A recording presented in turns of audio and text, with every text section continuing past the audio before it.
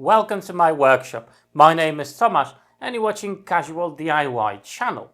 In today's video I want to tackle a jig. I need to cut out some circles, but I don't want to have a hole in my work. So I need a jig that will allow me to cut nice and accurate circles without leaving a mark on the workpiece.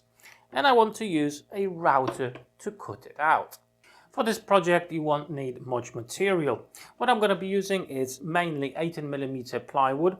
Out of this little piece I'm going to cut out two items, and I've got a glue up of two 18mm plywood sandwiched together, and we're going to need one thing out of that. As you can see, it's only tiny, and to cut out the main body of the jig I'm just going to be using this 50mm hole saw I've got. However, before we actually going to go on the pillar drill, I'm going to pop in onto my router table to create a channel in this. It's just easier to do it at this stage where the block is more or less square.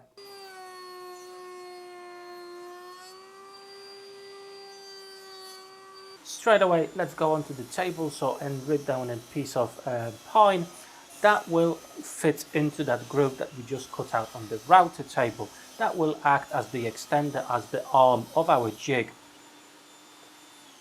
Okay, and now it's time to head to the pillar drill to cut out the main body of our jig.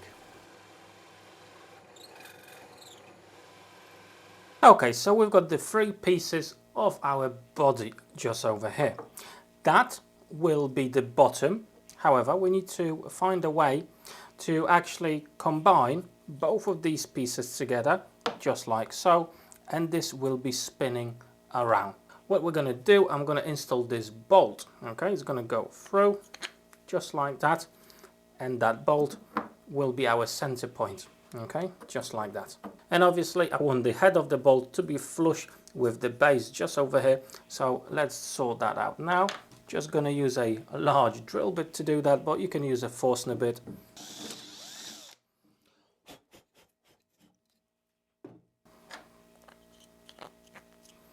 There you go, the bolt is now flush, and in the top I'm going to install this hex drive head nut. Okay, looks just like that, and that will give me the ability to use something like this, a star knob with a bolt, and that will allow me to actually lock the piece of timber in any position I want. Okay, let's sort that out.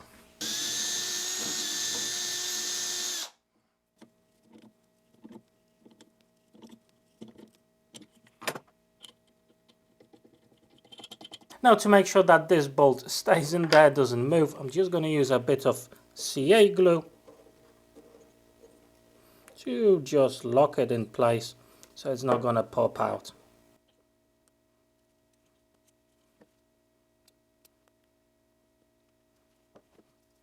Now we can install the top. For that I'm just going to use a bit of wood glue and then reinforce it with some screws.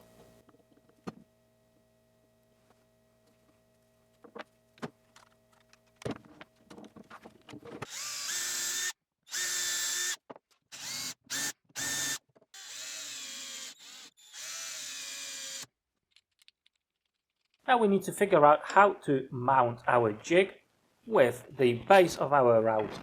Now in my case I've got a plunge router base, and as you can see I can mount the edge guide to the router itself.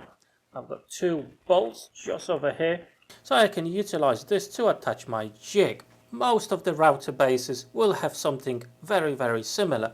Now the distance from our jig to there is 10mm. Fortunately enough, I've got a piece of plywood that's 10mm in thickness. So I'm just going to cut this to the correct sizes, pre-drill a couple of holes, and we'll mount the whole thing.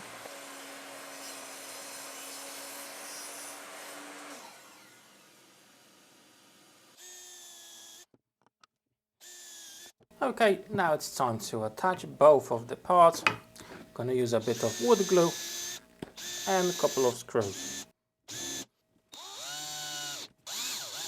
Now I'm just going to apply a bit of wax so we've got a nice and smooth motion. Okay, let's put everything together and test it out.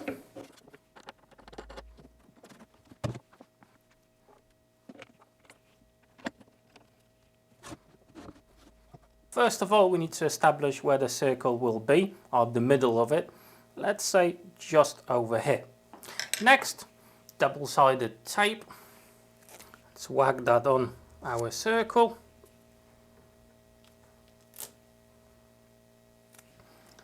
Just like that. I'm going to use my screwdriver to put that through the hole we've got to establish the point that we've marked. Lower it down. Give it a bit of a press. And now we can put everything together. Now, as you can see, it's super easy to adjust what size of circle do you actually want. Let's have a look.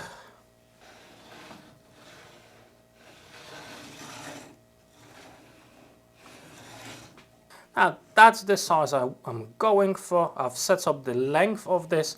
Now I'm going to secure it in place. So this is now steady. It's not going to extend anymore. So now let's put the router inside and cut out the circle.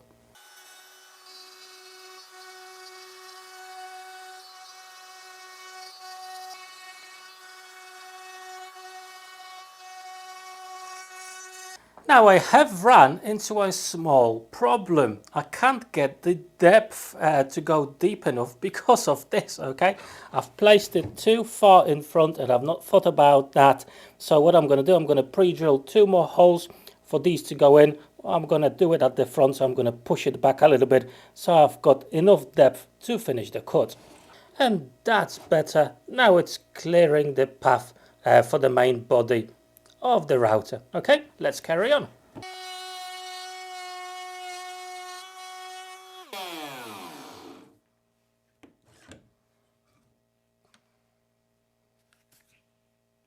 And there you go, a perfect circle. Perfect circle with no holes in the middle. Not bad at all. Now, as you can see, the jig works quite well and it's producing circles with no holes in them, and that's what I'm after. Now, obviously, apart from my small blip here, the build itself is that simple and it's ever so easy to use and it's ever so easy to take off your router. I really do like the locking mechanism here. You can quite easily and very quickly establish the position of the whole jig and make sure you're at the right space and not waste a lot of time on securing the whole thing. However, the jig itself obviously does have some limitations, i.e. the size of the circles you can actually cut. In this case, this particular jig is rather dedicated for bigger circles. So even, for example, if you've got tabletops, right? So they are quite large. I would probably go with a larger base, so you've got more space of adhesion. However, as you've seen, trying to take that off was a struggle for me anyway. So, you know, it does grab and it does work fine. However, the problem is cutting smaller circles. The setup I've got at the minute will allow me to cut the smallest circle with a diameter of 20 centimeters. So this is 23, so it would be slightly smaller than that. So if you are looking for a jig that will produce small circles, this is not it. You need to look for a different solution.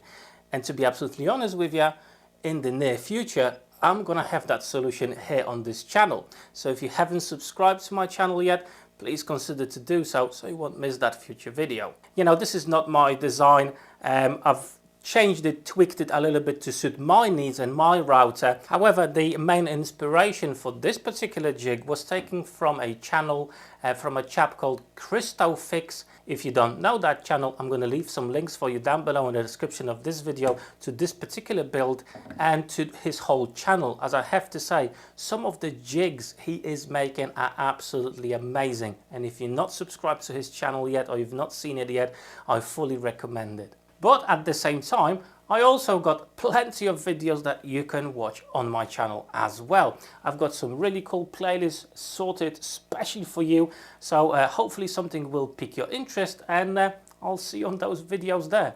Take care.